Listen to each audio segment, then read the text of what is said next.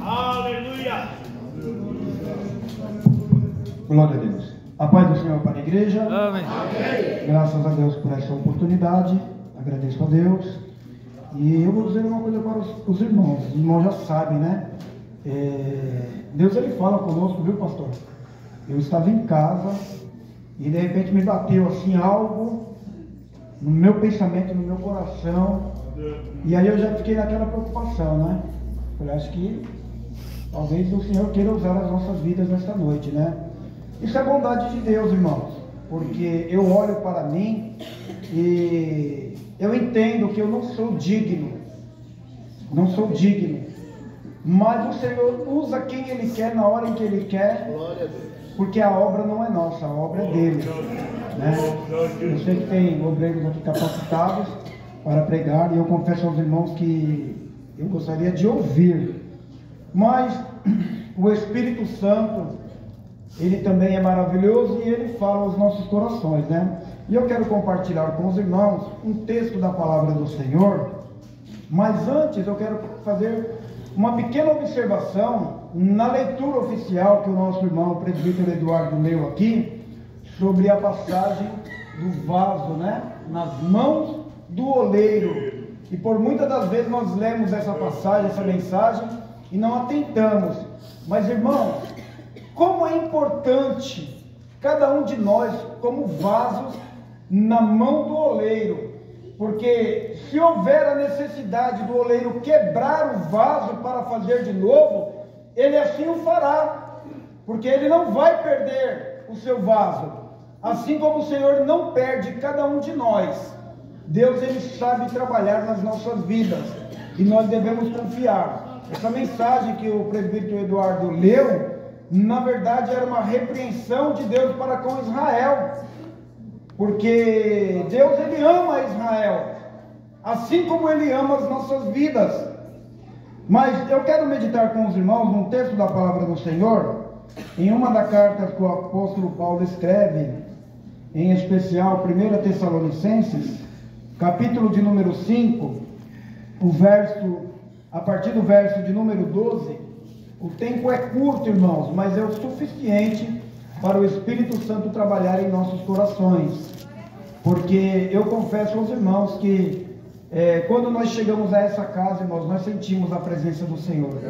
Eu acho que uma das coisas mais importantes que precisa acontecer em um culto é nós sentirmos a presença dele, porque pode acontecer tudo aqui, irmãos, mas se não tiver a presença do Senhor no nosso meio, o culto fica inválido, fica vazio, porque é a presença dele que vai preencher os nossos corações, é a presença dele que nos alegra, é a presença dele que nos renova, que nos fortalece para nós continuarmos caminhando de fé em fé. Amém? 1 Tessalonicenses capítulo 5, o verso 12 a seguir. Amém? E nos diz assim a palavra do Senhor: e rogamos-vos, irmãos, que reconheçais os que trabalham entre vós, e que presidem sobre vós no Senhor, e vos admoestam, ou seja, e vos aconselham, e que os tenhais em grande estima e amor, por causa da sua obra. Tende paz entre vós. Rogamo-vos também, irmãos, que admoesteis os desordeiros, consoleis os de pouco ânimo, sustenteis os fracos, e sejais pacientes para com todos. Vede que ninguém dê a outrem mal por mal, mas segui sempre o bem, tanto uns para com os outros, como para com todos. Regozijai-vos sempre, orai sem cessar, em tudo dai graças, porque esta é a vontade de Deus em Cristo Jesus para convosco. Não extingais o Espírito, não desprezeis as profecias, examinai tudo, retende o bem, abstende-vos de toda aparência do mal, e o mesmo Deus de paz vos santifique em tudo, e todo o vosso espírito e alma e corpo sejam plenamente conservados irrepreensíveis para a vinda de nosso Senhor Jesus Cristo. Fiel é o que vos chama, o qual também o fará. Amém? Amém. Irmãos, esses versos que nós acabamos de ler aqui, na verdade, é uma exortação, um aconselhamento do apóstolo Paulo para a igreja de Tessalônica, né? E nós aplicamos, irmãos, essa mesma mensagem nas nossas vidas nos dias de hoje, porque nós vemos aqui a preocupação do apóstolo dos gentios para com aqueles irmãos, em aconselhá-los, né, para que eles possam continuar caminhando na fé, em obediência às sagradas escrituras, obedecendo ao Senhor em tudo. E às vezes nós não queremos obedecer em tudo, né? Às vezes o Espírito Santo, ele fala aos nossos corações, e às vezes parece que nós não queremos obedecer a palavra como ela determina para as nossas vidas.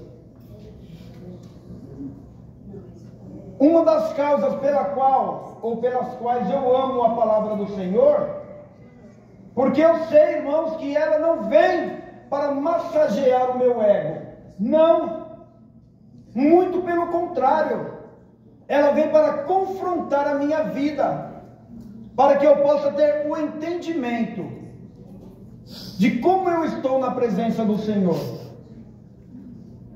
Porque, irmãos, Deus, Ele não nos salvou para nós andarmos de qualquer maneira. Nós somos um povo, ou precisamos ser um povo zeloso, especial e de boas obras. Aleluia. Às vezes nós escorregamos, sim, por causa da nossa natureza humana, mas nós lemos aqui que fiel é o que vos chama. Ainda que nós venhamos escorregar, mas a gente busca a presença, a misericórdia e a graça do Senhor. E aí nós lemos aqui também que nós precisamos nos abster de toda mal aparência. Abster-vos do mal. Porque, irmãos, olha, servir a Deus. Hoje de manhã nós estávamos comentando um pouco na escola dominical. Irmãos, e essa semana também eu comentei com um amigo meu, servir a Deus, irmãos, não é fácil. Não é fácil. Mas, ao mesmo tempo, se torna fácil, pelo fato de nós termos a ajuda do Espírito Santo, que se comunica conosco. E como é gostoso, como é bom, como é prazeroso, temos a sensibilidade de ouvir a voz do Espírito Santo ecoando em nossas almas. Aleluia. E Ele se manifesta, nos ajudando nas nossas fraquezas, porque também o apóstolo Paulo vai dizer que o mesmo Espírito intercede por nós com gemidos inexprimíveis, porque nós não sabemos pedir como convém, mas o Espírito Santo, irmãos, Ele está conosco para nos ajudar. Aleluia. Mas contudo, nós temos que vigiar. Os versos que nós lemos aqui também falam que nós precisamos vigiar, nós precisamos ser sóbrios. Hoje eu estava falando com o irmão, nós somos a única criação de Deus nessa terra que tem personalidade. Somos nós. Nós pensamos, nós analisamos, nós refletimos. E aí, irmãos, a decisão é pessoal. De tudo que nós fizermos nessa terra, irmãos, tudo que eu escolho fazer é pessoal. Se eu quero pecar, é uma decisão pessoal, mas o Espírito Santo está ali nos ajudando. Aleluia. Também quando nós acertamos, o Espírito Santo, ele também se alegra. O Senhor se alegra. Aleluia. Quando o inimigo, ele coloca algo nas nossas vidas, ou ele faz uma proposta, oferece uma proposta, e você diz não para o adversário das nossas almas. E aí o Senhor se alegra com o nosso comportamento, porque nós vamos aprendendo a valorizar as coisas espirituais. E aí nós precisamos entender que tudo, irmãos, nessa terra é perecível, mas em estarmos na presença do Senhor, irmãos, é algo glorioso. São valores que o dinheiro não pode comprar. E aí uma das outras admoestações do apóstolo Paulo aqui, que ele vai dizer, olha, regozijai-vos sempre, ou seja, estejam sempre alegres. Essa alegria aqui, irmãos, não é a alegria que o mundo pode proporcionar para as nossas vidas, mas é uma alegria que nós temos, que jorra de dentro para fora, que é a alegria da salvação. Glória a Deus. Às vezes você está em um ambiente e de repente você começa a lembrar de algumas obras que o Senhor realizou na sua vida, no meio da sua família, ou até mesmo você começa a adorar ao Senhor, cantar um cântico de adoração ao nome dEle, e você sente a presença do Espírito Santo, parece que invadindo a sua alma, e você começa a chorar na presença dEle, mas não é choro de alegria, ou perdão, não é choro de tristeza, é choro de alegria, de satisfação em servir ao Senhor. Irmãos, são sentimentos que outrora, quando nós estávamos no mundo do pecado, sem conhecimento de Deus, sem conhecimento da salvação, nós não tínhamos esse sentimento. Mas quando nós entregamos as nossas vidas ao Senhor, nós passamos a usufruir desta alegria, a alegria da salvação. Que coisa maravilhosa, irmãos. E o apóstolo também vai dizer, orai sem cessar. Orai sem cessar. Nós bem sabemos que uma das coisas que o adversário tenta tirar das nossas vidas, irmãos, é a oração.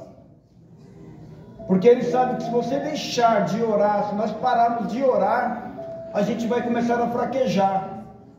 A gente começa a fraquejar, é que nem uma lâmpada. Essa lâmpada está acesa por quê? Porque está correndo energia nos cabos, então ela não apaga. Mas se começar a faltar energia, ela vai começar a piscar. E aí, quando menos espera, ela pode apagar. Assim é a nossa vida sem a oração. Nós não podemos deixar a luz do Espírito Santo apagar das nossas vidas. E para tanto, nós precisamos ter uma vida de contínua oração. Aleluia. Como está difícil, né, pastor? Nos dias de hoje, o povo, irmãos, eu vou falar uma verdade aqui, né? Como está difícil o povo de Deus dobrar os joelhos num período de 30 minutos, 1 hora.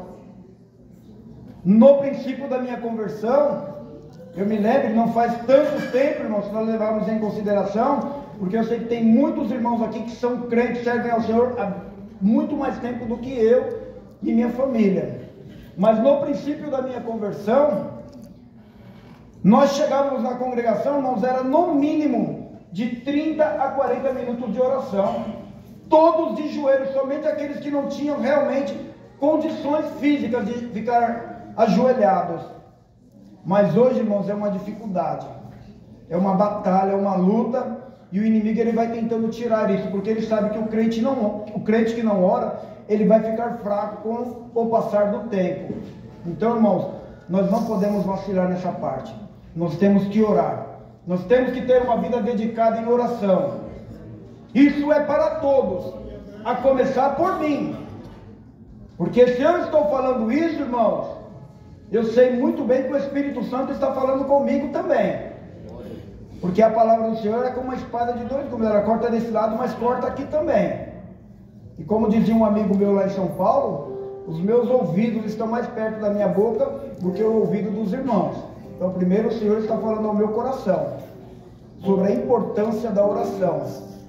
Quer ter uma vida cheia do Espírito Santo? Quer ter uma vida de poder na presença de Deus? Ore. Quer ter o ministério da palavra? Ore. Tudo que você quer que aconteça na sua vida é através da oração, porque a oração é como uma chave que abre uma porta, e se você não ora, como que você vai ter essa chave na sua mão? Você quer a salvação de um ente querido? É através da oração. Você quer uma cura? É através da oração. Você quer uma porta aberta? É através da oração. Porque a Bíblia diz que a oração feita por um justo pode muito aos seus efeitos. E aí ele vai dizer no verso 18: em tudo dai graças. Ser agradecido a Deus por tudo.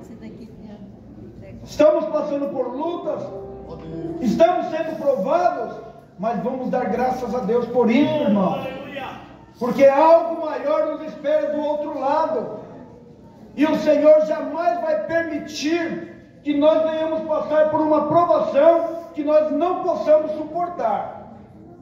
Se você está passando por uma provação, agradeça ao Senhor, porque após a provação você será aprovado. E você sendo aprovado, sabe o que vai acontecer? O nome do Senhor vai ser glorificado na sua vida. Irmãos, isso é algo que todos nós queremos.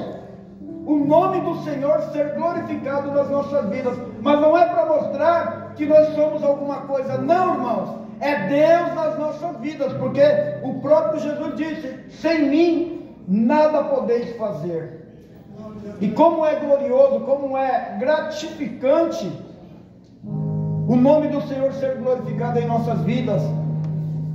Isso transforma as nossas vidas, enche-nos de fervor, de graça, ao ponto de você passar em um ambiente, alguém olhar para você, sem te conhecer, mas pela sua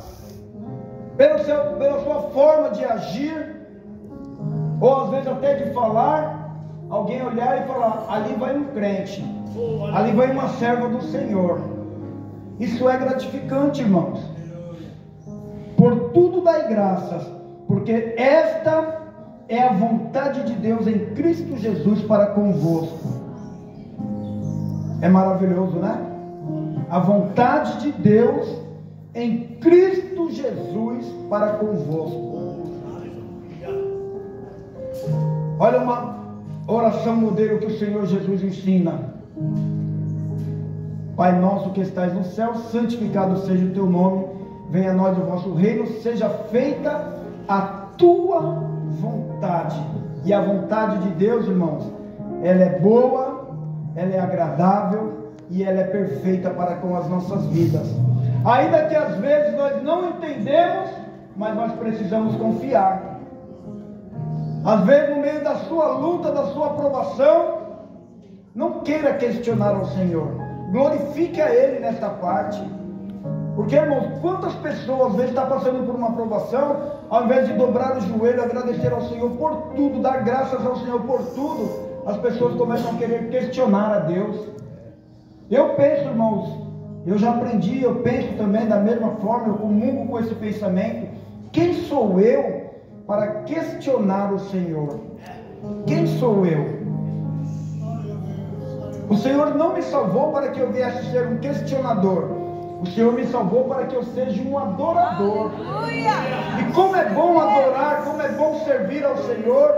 Aleluia! Adorar a Deus no meio da adversidade. O inimigo das nossas almas, ele fica furioso quando ele vê você adorando no meio da prova, sendo que na verdade ele gostaria que você ficasse criticando, murmurando, cabisbaixo, às vezes até desistir. Aí você começa a dar glórias ao nome do Senhor. Imagine, irmãos, a alegria de Deus quando Ele está contemplando a sua vida. Você no meio da adversidade, você começa a glorificar o nome dEle. Que coisa boa, né?